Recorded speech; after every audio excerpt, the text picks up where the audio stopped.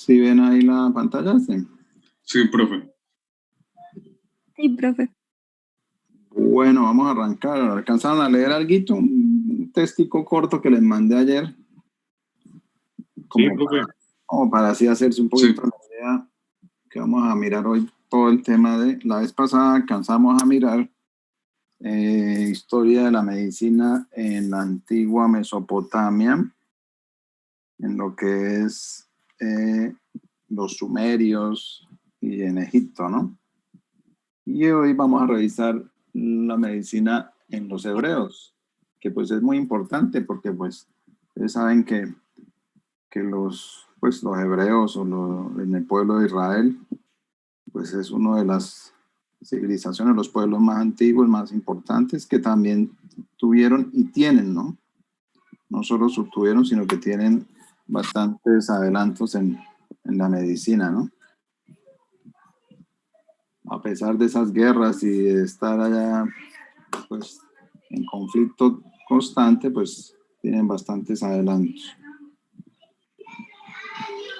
Bueno, entonces, más que todo, esta medicina hebrea se ve desde el siglo II antes de Cristo, sí, hasta el siglo VI después de Cristo, o sea, atraviesa también toda la etapa de Cristo, o sea, es como por decir, en tiempo de Cristo, ¿no?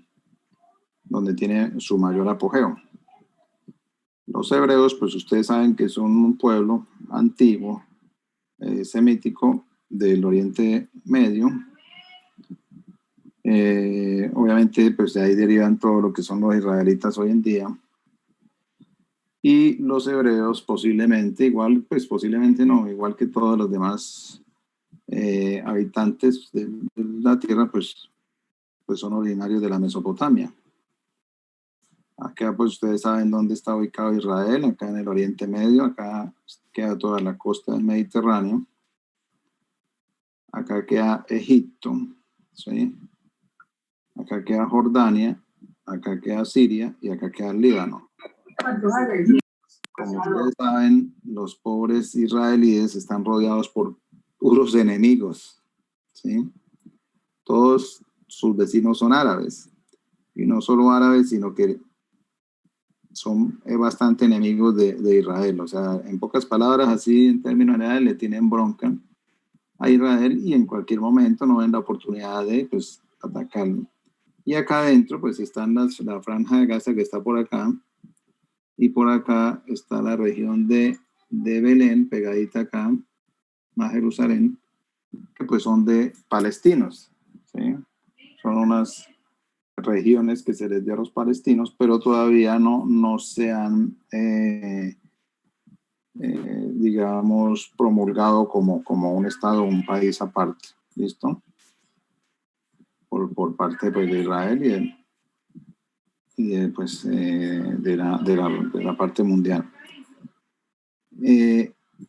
A pesar de eso, de que están rodeados por enemigos, y a pesar de que su mayor extensión es árida, ¿sí?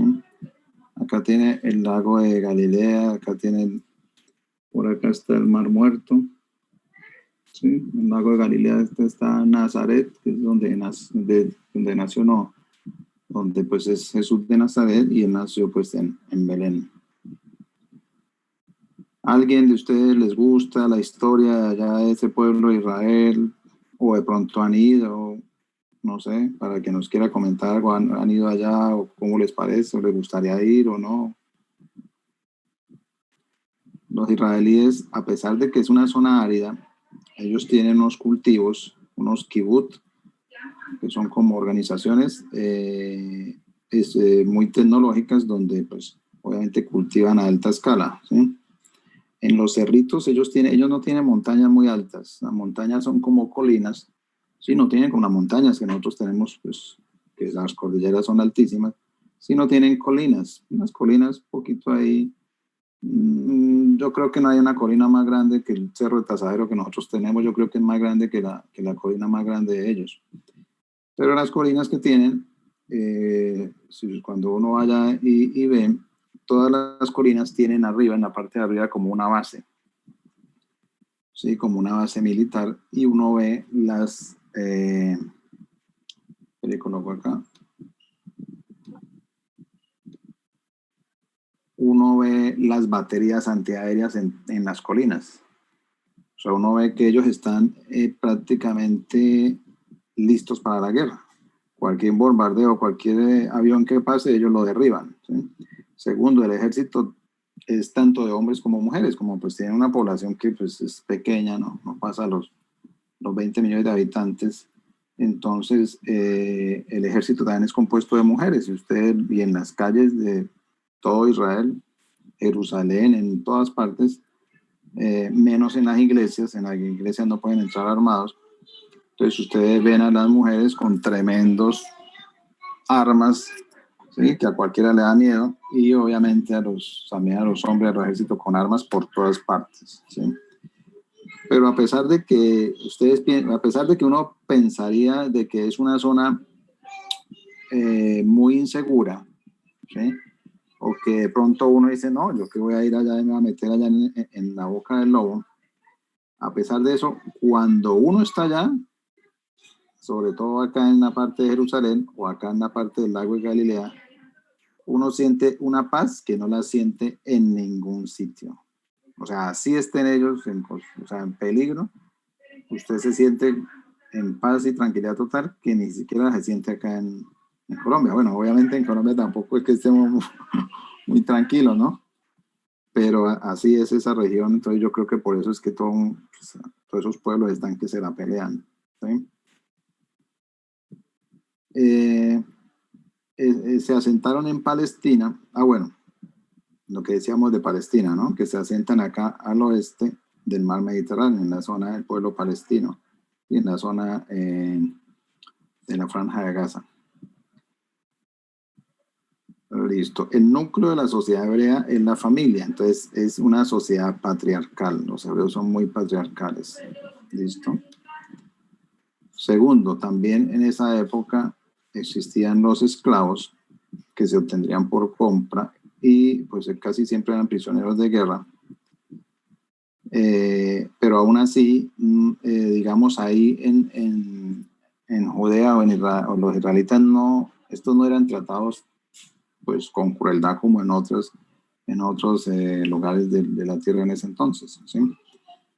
Y pues obviamente su cultura está organizada de acuerdo a su religión, ¿sí? Y se basa mucho en el concepto de Dios, son monoteístas, como aquí dice, y pues obviamente Dios como un Dios justo y bueno, que no tiene forma humana. En la Biblia pues se representa a Dios, sus apariciones, enseñanzas y castigos, que esto lo vamos a tener muy en cuenta para la parte de la medicina, los castigos que provenían de Dios, obviamente como las enfermedades. Hay bastantes, esperen un minutico acá.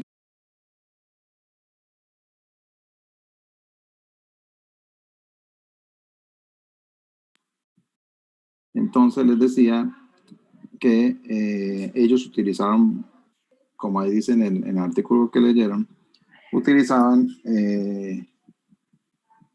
las enfermedades, decían que eran como un castigo de Dios, provenían de Dios, por tal motivo había que hacer ciertos sacrificios de acuerdo, digamos, a los pecados que haya cometido la persona. Entonces, el que era pecador, pues, obviamente el Señor lo podía castigar con una enfermedad, entonces había que hacer un sacrificio para que Dios pues quitara esta enfermedad o este castigo. A pesar de eso, también habían médicos que eran médicos empíricos, que habían ido a Alejandría o habían ido a otras partes de Oriente Medio y pasaban sus conocimientos de boca en boca, de los padres a los hijos. Pues había estos tipos de médicos empíricos y ellos utilizaban muchas plantas medicinales como la mandragora, los bálsamos, los aceites, los narcóticos. También en esta época habían cirugías, ¿sí? Empezando por la circuncisión, que es igual una cirugía, aunque pequeña cirugía, pero ellos hacían circuncisión a todos los recién nacidos hacía el rabino a propósito, y también habían comadronas que eran las que atendían los partos, eran como las obstetras de esa época. Fue una pregunta. ¿Sí? Es que en el texto que usted nos mandó, ahí definían, digamos, como una figura del médico al rofe, pero Ajá. no decían si el rabino también se consideraba como un tipo de médico o si había cierta jerarquía entre cada uno de estos. Lo que pasa es que podían no necesariamente, digamos, bueno, los rabinos sí hacían la circuncisión, ¿sí? O sea, ahí se le metían, como decir, al rancho a los médicos. En esa hacían la circuncisión, pero no todos los rabinos pues se dedican a la medicina, ¿sí? Solo los que hacían estudios en medicina o los que tenían experiencia o iban a otros sitios a aprender. Entonces no necesariamente los rabinos eran médicos, ¿sí? Aunque hay muchos médicos que fueron... Hay muchos médicos que fueron rabinos, ¿no? Por ejemplo, Maimónides. Maimónides era rabino, ¿sí? Pero no necesariamente los médicos eran rabinos, había médicos no rabinos. Profe. Diferente a los egipcios, que esos sí todos eran sacerdotes, ¿no? Los antiguos. ¿Sí? ¿Quién iba a hablar? Bueno. Profe. Ay, perdón. Sí, que le iba pues a aportar a lo del compañero que la figura de sacerdote, bueno, es diferente al rabino. El rabino es un maestro, el sacerdote era como oficial de los ritos de la religión, y entonces era el sacerdote más que todo el que tenía juicio médico. Por ejemplo, cuando tenían lepra, iban a mirar la persona que iba a cerciorarse de si era lepra o no, era el sacerdote y no un rabino, no un maestro. Aunque pueden ser los dos, sacerdote y rabino. Exacto. Lo que pasa es que en esa época, pues, se llama, sí, sacerdote no había la palabra sacerdote, lo que pasa es que ahorita la asociamos con sacerdote por nuestra época, pero pues los sacerdotes de ellos eran los rabinos, ¿no? Entonces, Gracias.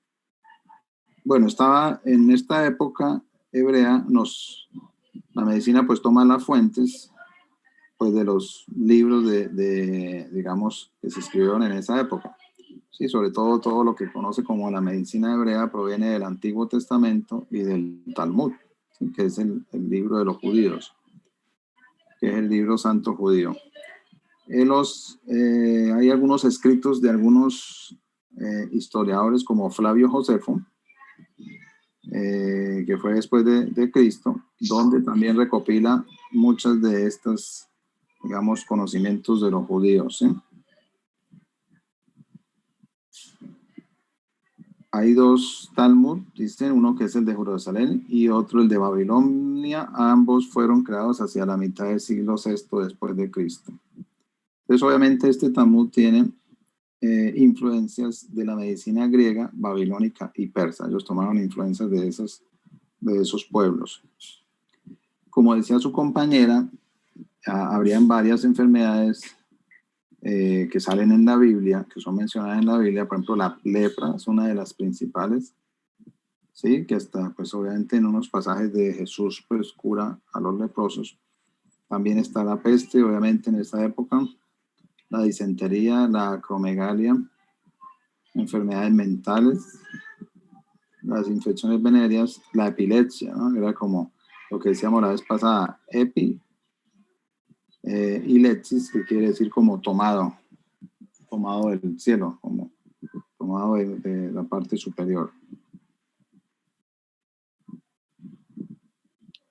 Entonces, bueno, decíamos que por estar basado en una religión, en el monoteísmo, entonces obviamente estaba Jehová como el Dios, y responde, pues obviamente, Jehová por la salud y por la enfermedad, ¿sí?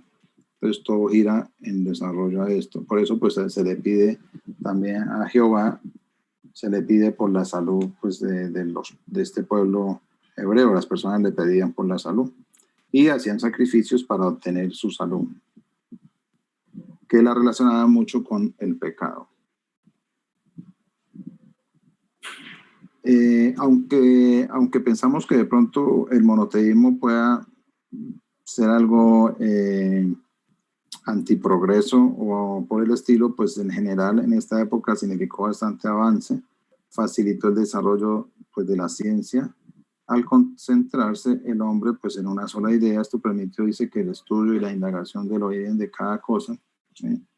También por lo que se escribieron, digamos, libros, entonces también se pasaban los conocimientos. Pues eso es lo que se dice en esa época. La enfermedad también, aparte de ser un castigo en esa época como la entendían, también podía ser una prueba divina, ¿no? Por eso pues hay muchos pasajes en la Biblia, sobre todo por ejemplo en el libro de Job, donde pues Job pues también se enferma y es una prueba como para una prueba de la fe, ¿no? De Job, y obviamente como seguía creyendo en su Dios, pues posteriormente fue curado por él mismo, ¿sí? Entonces es como una prueba, también se ve la enfermedad. Los hebreos adoptaron los preceptos médicos, como decíamos, de los pueblos aledaños como la Mesopotamia, Egipto y Grecia. Entonces obviamente la anatomía era muy importante, conocían las partes del cuerpo humano, también obviamente la de los animales. En el Talmud ya se tenía un recuento de los huesos del hombre, como el que tenemos ahorita. En la Biblia se cataloga la sangre como el centro de la vida, ¿sí?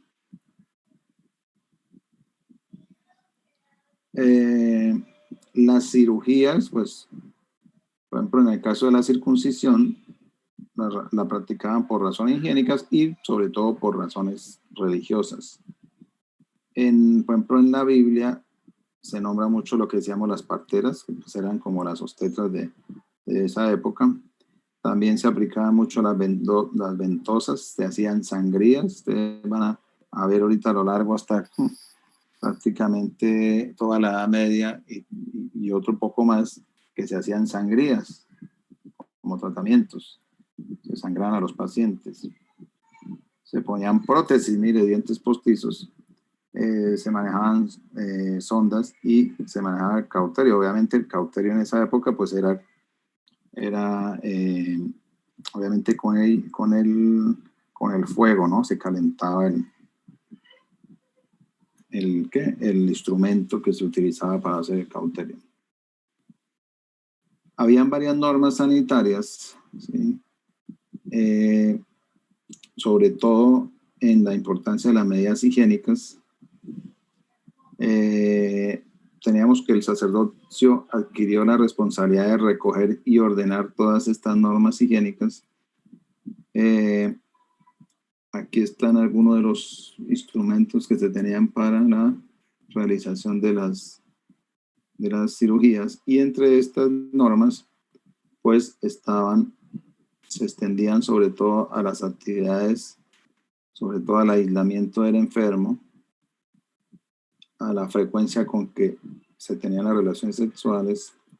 Por ejemplo, en la menstruación no se podían tener relaciones sexuales antes y después, también en el puerperio, y se hacían unos aseos especiales en digamos, en estas épocas, de las menstruaciones y el puerperio, un aseo de los genitales especial. Había un tiempo, un lugar para los entierros predispuesto. La preparación de los alimentos también tenían, digamos, cierta rigurosidad. En cuanto a la limpieza, tenían los baños, aunque muchos de los baños pues eran públicos, pero ya se utilizaban los baños, y esto disminuye mucho la parte de las enfermedades, ¿sí? Se dejó el sábado, pues era como un descanso, entonces también era importante.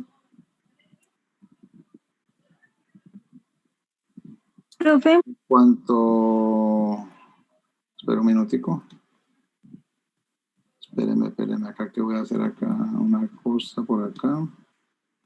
¿Ahí me están viendo la pantalla? Sí, señor. Sí, profe. Espera tantico que me fue acá. ¿Cambió la pantalla o no? No, señor. Siguen con No, señor. Sigue igual. Espérenme que estoy haciendo acá. A ver si cambio, si me cambia una cosa. Espérenme. Un momentico.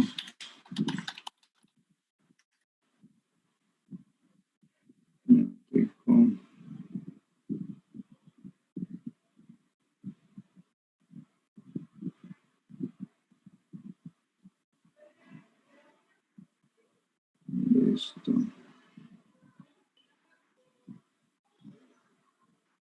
Listo. Bueno, ahora sí. ¿Ahí están viendo la pantalla, no? Sigue viéndose la de conceptos de salud, profe. Listo. Cuéntame, ¿qué iba a preguntar? No, era para decir que cuando usted hablaba sobre ir a la iglesia y como las reglas que establecían, yo leí, aparte de la lectura que su merced nos dejó, que la mujer sí no podía entrar cuando estaban los días de menstruación y que además no podía entrar a la iglesia cuando tenía un bebé hombre, 40 días después del nacimiento no podía entrar a la iglesia. Y cuando era mujer no podía entrar 80 días después. Ajá. Profe, Espérame un minutico. Que no escuché bien. ¿Quién fue la que habló ahorita? Andrea Balaguer, profe. Ah, listo. ¿Qué más me iban a decir? profe, pues con respecto a lo de la menstruación, pues también hay que recordar como el contexto histórico, ¿no? O sea, no hacían que la mujer se apartara cuando estuviera menstruando porque querían, sino porque pues en ese entonces no habían los métodos de pues contención de la sangre y pues las mujeres lo que hacían era como compresas de tela. Entonces era muy difícil para la mujer moverse en sociedad mientras estaba en la menstruación. Por eso era que ellas tenían lugares diferentes al lugar de adoración para estar en esos días. Listo. ¿Elinet fue la que habló? Sí, señor. Profe, ¿Quién está diciendo profe? Damaris Villamizar. Desde que no veo por acá. Cuéntame. Que pues aparte de lo que dicen mis compañeras y de las diferentes medidas que utilizaban pues en ese entonces para aislar a las mujeres cuando estaban en el puerperio, pues cuando estaban menstruando o no tocar a los leprosos, pues es que eso era en parte porque como ellos tenían tan pocos conocimientos acerca de la transmisión de las enfermedades, entonces ahí decía en el texto que una de las principales medidas que ellos utilizaban eran pues ser muy higiénicos y tener muchas medidas de prevención, de lavado de manos, pues de, por ejemplo, retirar a las personas con posibles enfermedades o que tuvieran posibles infecciones. Entonces, también lo hacían como para evitar la propagación de las enfermedades porque era como el único método que encontraban efectivo. Profe, Sí, ellos tenían como el conocimiento. pero con respecto a eso, pues yo no opino. ¿Quién va a hablar? ¿Quién está hablando? Dana Soto, profe. Bueno, hable Dana. Con respecto a eso, yo no opino lo mismo que mi compañera, porque ellos no lo hacían o sea, no lo hacían para no seguir propagando la enfermedad, sino que el motivo por el cual lo hacían era porque lo consideraban pecado. Ellos decían que las mujeres que estaban en su periodo era porque, bueno, que en ese momento eran impuras y las personas que tenían lepra eran personas que habían sido castigadas por sus pecados, entonces no lo hacían como por el hecho de no seguir propagando las enfermedades, aunque eso haya sido pues una consecuencia, sino que lo hacían porque eran impuras y porque era pecado. Es que todo giraba mucho, sí, en la religión, ¿no? Todo era mucho giraba hacia la religión. Entonces, y como decimos, y como acá está, que la enfermedad está íntimamente relacionada con el pecado, sí, muchas veces sí se les... Y ellos también lo de la impureza también la tenían muy presente, ¿no? También decían, por ejemplo, las que hacían adulterio, pues obviamente eran impuras y las apedreaban. Entonces, sí, exacto. Profe, Ajá. Pues, o sea, yo lo pienso así, ¿no? Bueno, yo fui criada en cultura judía, soy adventista. Entonces, pues, la sangre era una forma de contagiar enfermedades. Los judíos no podían tocar sangre ni fresca, ni de menstruación, ni de una herida, porque eran declarados impuros. Sí, esa era la palabra que les daban a los judíos, que habían tocado sangre, que habían tocado un muerto, que habían tocado un animal muerto. Entonces, pues no era que era pecado, porque no es pecado y no era pecado tocar un muerto ni tocar sangre, pero sí tenían miedo y por eso los apartaban de la sociedad mientras pasaba ese periodo de impureza. Y era así, como dice la compañera Damaris, para evitar transmisión de enfermedades que sabemos muy bien que se transmiten por la sangre, por los fluidos corporales. Sí, ellos, mire, ya sabían que se transmitían por contacto directo de secreciones, agua, ¿sí? Sucia, el aire, mal estado.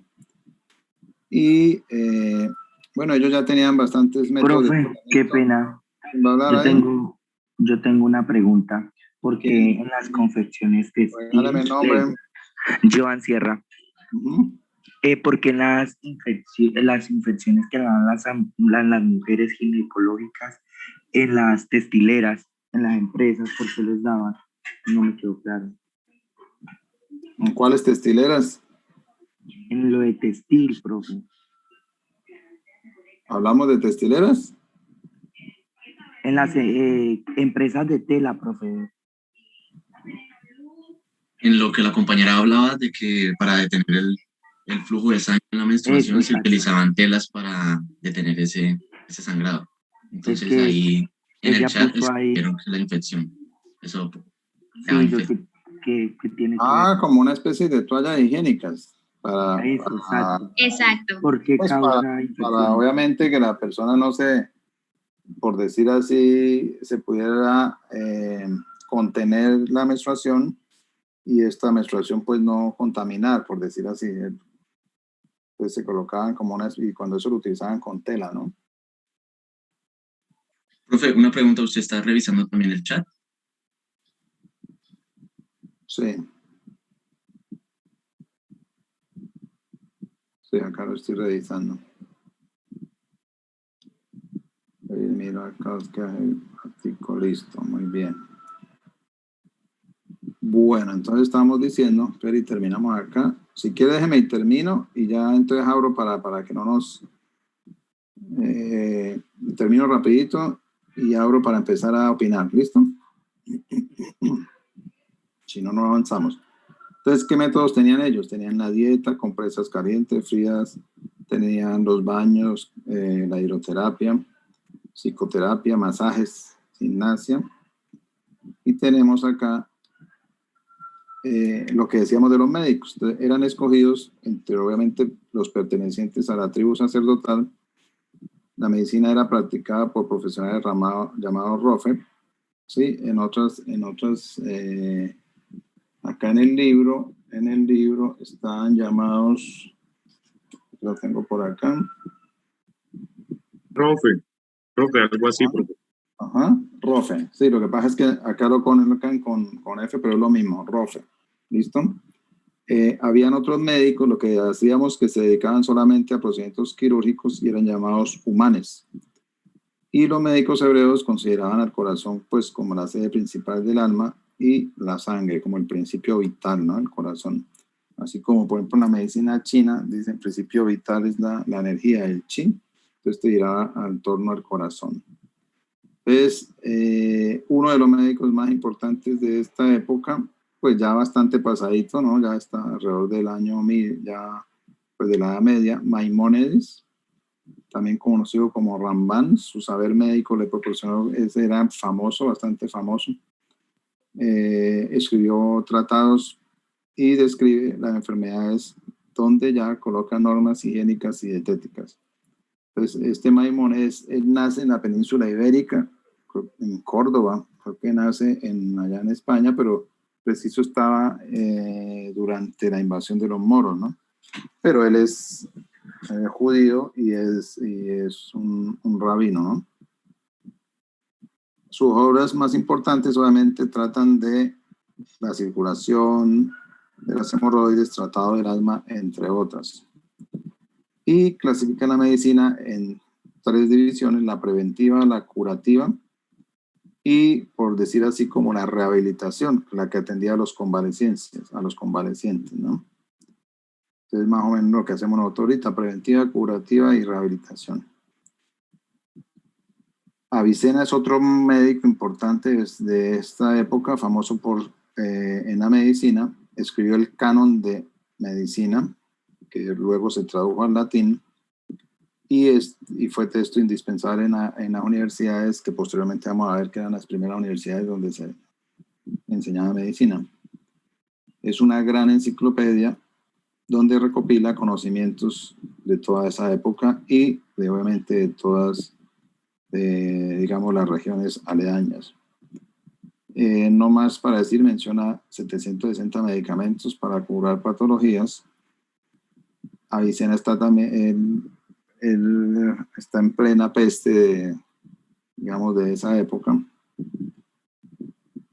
Hay otro médico, Racés, que pues dice que hizo un manual de medicina llamado Mansur, que sirvió para la enseñanza.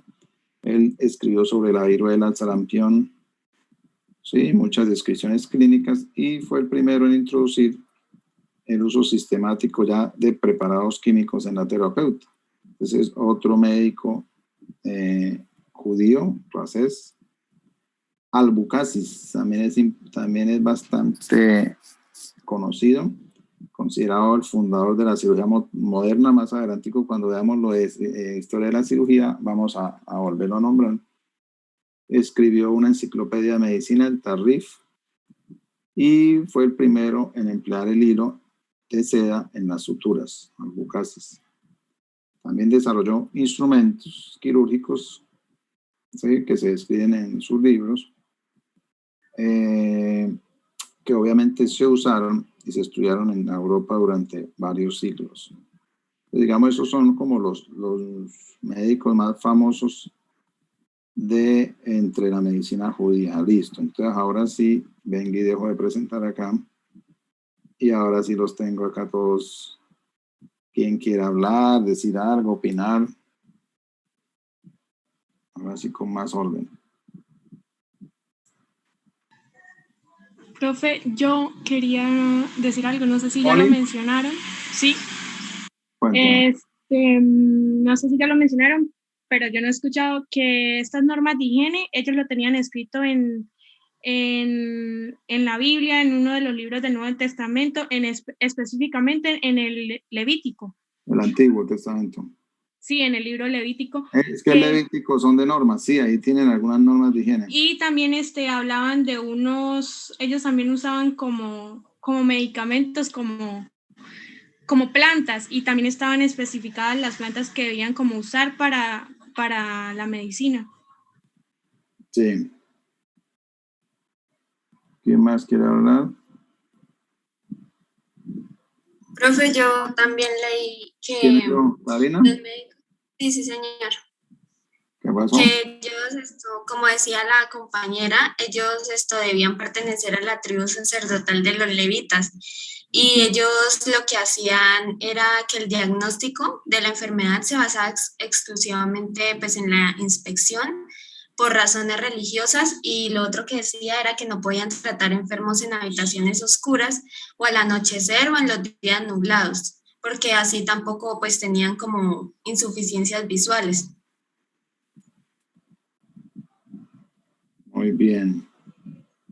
Profe, algo también para añadir a lo que comenté, sobre el médico, que se llamaban Rufe, que pues estos eran considerados médicos empíricos de esa comunidad, y que trataban más que todo era con plantas. Entonces, las enfermedades y lo que eran los posoperatorios, los trataban con plantas, y realizaban algunas cirugías, como eran las hernias plásticas y la realización de canalizar los anos imperforados. Yo tengo una pregunta ahí, profe. Eso de realizar la canalización de los anos perforados, ¿era qué? O sea, total abrirles el ano y más Sí. o menos pues, de una Es forma. que es relativamente frecuente que los niños a veces nacen con ano imperforado, ¿sí? No tiene la telita, digamos, de la piel cubre y no deja, pues, no deja que el ano tenga comunicación. Entonces, obviamente, eso se hace un procedimiento que es relativamente, si viene solo ano imperforado solito, ¿no? Porque es que a veces vienen más complicaciones como fístulas rectovesicales y ya más complejo. Pero si es ano imperforado solito, eso es una cirugía, digamos, no es compleja, la hacen los cirujanos pediatras y lo que hacen es, obviamente, perforar y coger, pues, unos punticos ahí en el ano, ¿sí? No sé en esa época, si no, lo que he visto era que hacían la perforación del ano, pero no sé si cogían puntos o no. Listo, Profe, gracias. para complementar, no sé si esto ya lo habré mencionado, bueno, ya se sabía que el médico era elegido entre los pertenecientes a la tribu sacerdotal de los levitas, pero no sé si esto lo mencionaron, y es que ellos no podían ejercer si tenían defectos de la visión, y algo curioso también era que no podían actuar al anochecer en días nublados o en habitaciones oscuras. Sí, ya lo habíamos dicho ahorita. Profe, yo creo que algo importante de lo que mis compañeros habían hablado ¿Está de las hablando higienes Camila? sanitarias. Sí, señor. Y en esa higiene personal también hubieron prohibición de algunos alimentos, ¿no? Como el cerdo, la liebre, y más que todo, o bueno, según lo que leí, era porque competían por los mismos alimentos. Lo mismo también impidieron que se comieran aves, bueno, algunas, y que se pudiesen comer los animales de mar. Profe, Sí, lo que pasa es que esos también están muy asociados, estas recomendaciones de qué debían y no debían comer estaban muy asociadas a la parte religiosa, ¿no?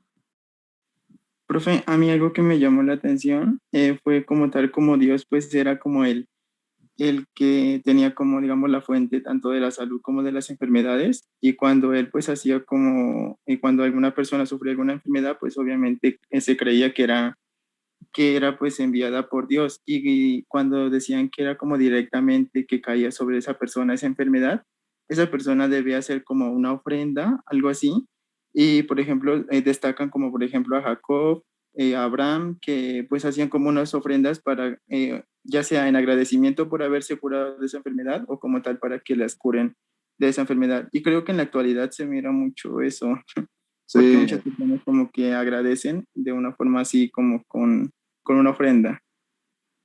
Sí, exacto.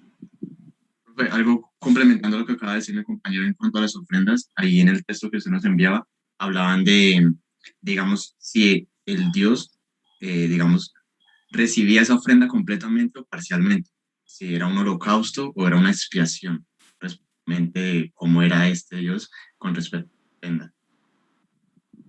Sí, si era completo o parcial, exacto. Ahí viene la palabra holocausto, ¿no? Profe. Darío, ¿qué va a decir? Pues a mí como algo muy interesante que me pareció, no sé si ya lo habían dicho, es que, bueno, aparte de los conocimientos que tenían acerca, o bueno, que provenían del Antiguo Testamento, también hablan de otro libro muy importante que es el Talmud, que el Talmud prácticamente era un libro santo judío, y pues hasta donde también estaba investigando, dice que existía el Talmud de Jerusalén y el Talmud de Babilonia, y que pues ambos fueron creados durante el siglo VI después de Cristo. Y dice que en este libro está como escrito por varias influencias, ¿sí? Que hay influencia de la medicina griega, y babilónica y persa. Y acerca de también de las enfermedades como más que predominaban en esa época, era como la lepra, la peste, la disentería. Una enfermedad que me llamó mucho la atención, que quisiera, profe, que no sé si usted tenga conocimiento, se llama acromegalia. ¿Qué es esa? Es el crecimiento exagerado sobre todo, pues de las personas en general. Es por un problema endocrino, y entonces obviamente en ese crecimiento exagerado, pues las extremidades, las manos, los pies y sobre todo por la quijada, la cabeza, crecen más, se ven más exageradas, acromegálicos. Profe, y algo importante de ese Talmud también es que pues como ellos usaron esas teorías helénicas, pues lo que hacían también era atribuir las enfermedades a un desequilibrio entre los 4 humores orgánicos, que son la flema, la sangre, la bilis amarilla y pues la bilis negra. La bilis negra, sí, perfecto. Ay, esperen. Profe. ¿Sí? También podemos, pues, destacaba que pagar una penitencia, de cierto modo tenían que pagar una penitencia para poder ser curados de esas enfermedades, y muchas de las enfermedades, pues, se venían correlacionadas con castigos de los dioses. Ellos suponían que algunas enfermedades eran castigos directos de los dioses porque habían cometido pecado, y para eso, pues, tenían que pagar una penitencia y después ir ante el sacerdote para que pudieran ser curados. Sí, como purgar las penas, ¿no? Los pecados. Sí, por eso, pues, allá pues, en la parte islámica, en Medio Oriente, hay ríos como de sanación para limpiar todas las impurezas y que el alma pues, se renueve. El río Jordán, sí. Profe, yo quería agregar otra parte y ya. Ajá, cuéntame. Profe, pues algo también que me llamó muy pues la atención es que ellos consideraban prácticamente que el corazón era como la sede del alma y la sangre, y lo consideraban como el principio vital. Y un médico famoso, pues, que se llama Maimónides, o también como Ramban, que este fue un personaje que fue bien importante porque él como que escribió prácticamente como todos los tratados teóricos donde describen como esas enfermedades de aquella época, ¿no? Y también como que propone normas higiénicas. Y dice que sobre todo se enfocó este médico como en la curación de hemorroides y también en el tratado del asma. Y dice que este médico también fue el que clasificó la medicina hebrea en preventiva, curativa y pues obviamente que la atendía también como a domicilio y también, o sea, curaba a todos, hasta los ancianos inválidos. Muy bien, sí, Maimónides. Profe, ¿puedo agregar algo? Por no de él. Sí. Ajá. A mí algo que me gustó mucho de la medicina hebrea, pues ya que se centró tanto en Jehová, fue porque a raíz de este monoteísmo,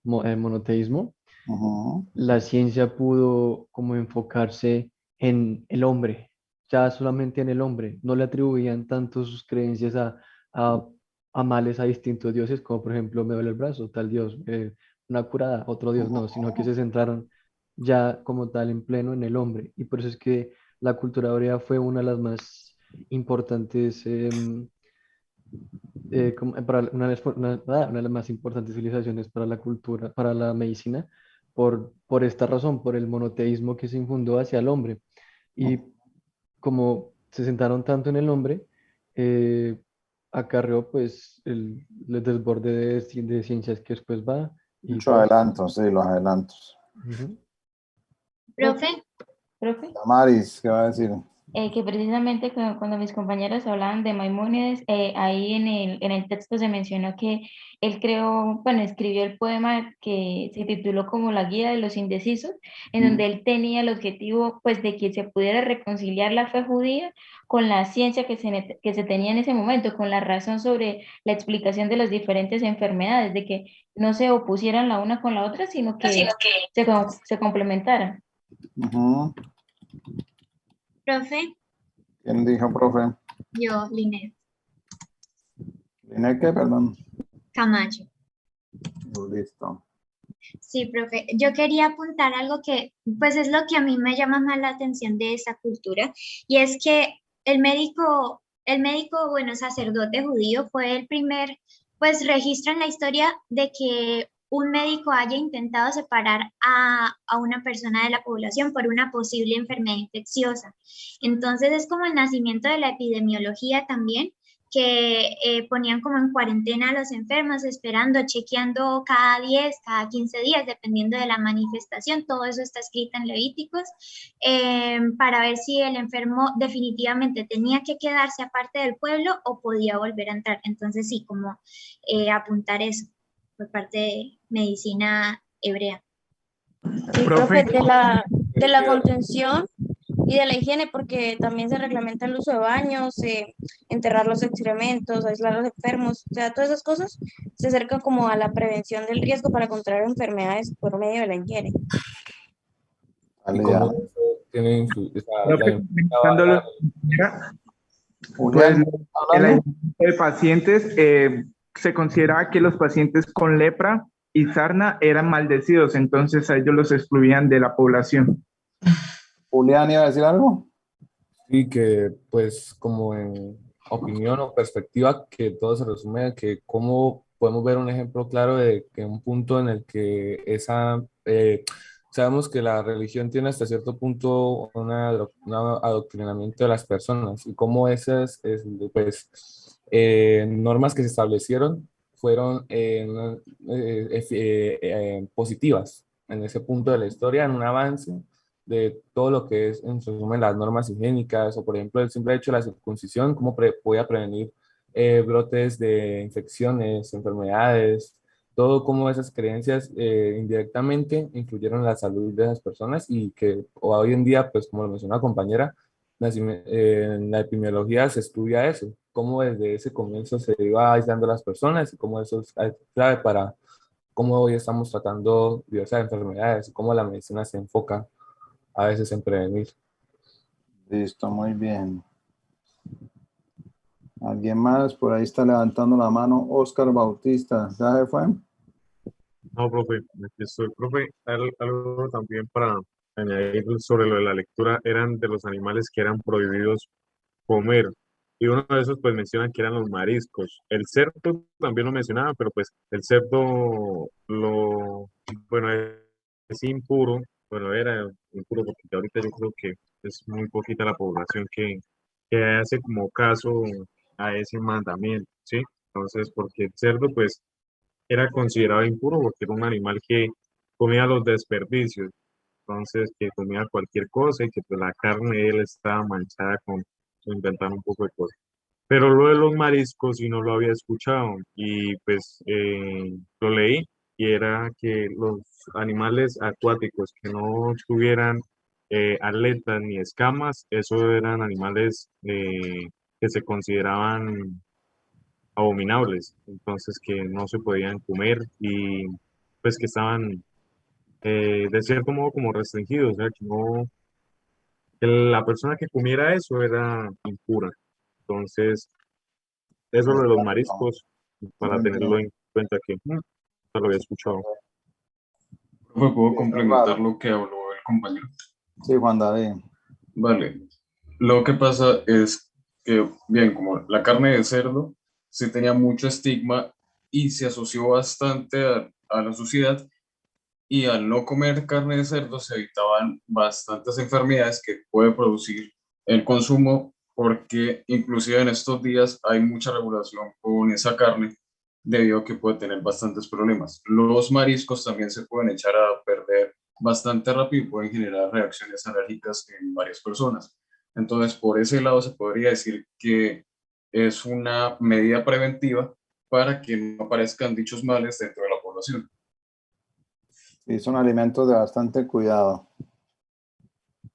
Sobre todo, yo tengo entendido que la población judía, pues el hecho de que no comiera carne de cerdo influía mucho, que tomaban como el animal, ese era un animal que se arrastraba contra la tierra, el lodo. No solo y los árabes también, ¿no? Los judíos también, los árabes. En Jordania también, aquí que hay al lado de Israel, también no comen carne de cerdo, ¿no? Solo de corderos sí comen mucha carne.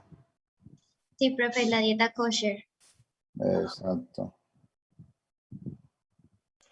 Profe, no sé si algo que me llamó también la atención de ellos es que no sé si ellos como que tuvieron el indicio de que, digamos, era como medicina también se tomaba, o bueno, yo, digamos, lo tomo como si ellos también pensaban de que la medicina era salud mental, porque ellos decían que con cantos y como con alabanzas así, trataban como de tener relajación mental y tranquilidad. Entonces, no sé si también como Eso que ya empezaron a aplicar eso. servía para los trastornos mentales de paso, sí. Los cánticos y las alabanzas. Bueno, ya vamos terminando. ¿Alguien más quiere por ahí ir cerrando?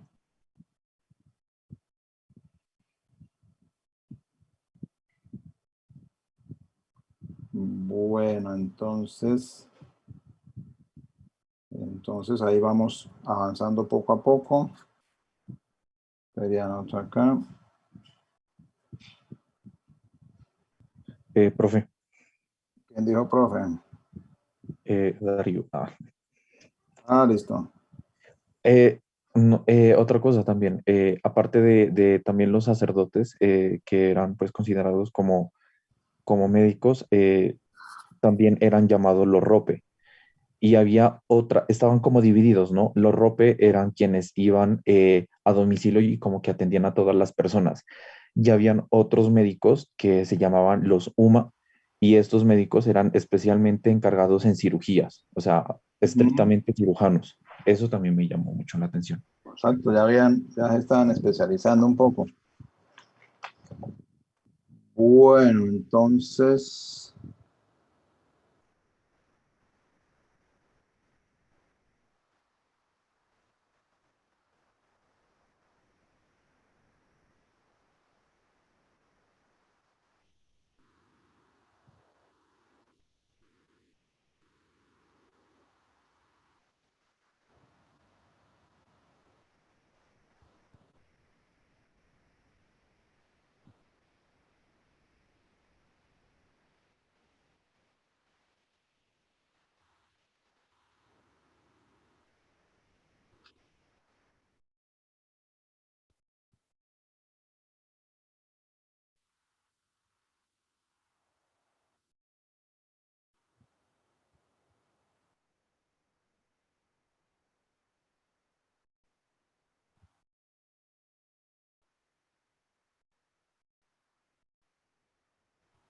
Pues yo no soy teólogo, pero ese lo escribían los altos sacerdotes, ¿sí? De esa época, el Levítico. ¿Profe? Eran los antiguos sacerdotes o rabinos, ¿no? ¿Profe? Linet. Sí, señor. Pues no me preguntas a mí, pero pues quería decir que el Levítico como tal pues hace parte de la Torá, los 5 primeros libros de la Biblia, que es la Biblia judía. Y esos libros fueron escritos todos por Moisés, ¿sí? La tradición es que Dios habló con Moisés y le dictó lo que tenía que escribir en la Torá. Por eso es el libro sagrado de los judíos. Pero los altos sacerdotes, como dice el profe, ellos escribían normativas más detallistas, por así decirlo, en el Talmud, pero el Talmud como tal ya no era un libro sagrado, sino era como un tipo de constitución, ¿sí me hago entender? Como lo que decía, lo que regía la cultura en el pueblo de Israel. Es como las normas del Talmud, exacto. Sí. Profe, ¿puedo intervenir en algo que de pronto nos hizo falta hablar? Que era sobre, en base a qué se debía la circuncisión a los niños. Y pues que la circuncisión era, bueno, o sea, partió desde el hecho desde cuando Abraham hizo un pacto con Dios, ¿sí? Entonces, que esta circuncisión fue como afianzar ese pacto, ¿sí? Como cerrarlo como tal. Y Abraham, pues, con sus hijos, los descendientes, él practicaba lo mismo, o sea, sus hijos le retiraba el prepucio y todo eso. Entonces, desde ahí, pues, como que se fue formando como ese tipo de cultura y esa circuncisión era utilizada, bueno, era como un ritual para agradarle a Dios, ¿sí? Entonces, se implementó como un tipo de cultura y los padres varones que tenían hijos les daba pena que sus hijos no fueran circuncidados, ¿sí? O sea, que no tuvieran esa operación y por esa razón lo hacían. O sea, simplemente como por la cultura de que su hijo no fuera diferente a otro hombre. Sí, era la tradición. Pesaba más eso que la parte higiénica, es decir, era predominantemente religioso, ¿no? La tradición. Sí. Bueno, listo, entonces ya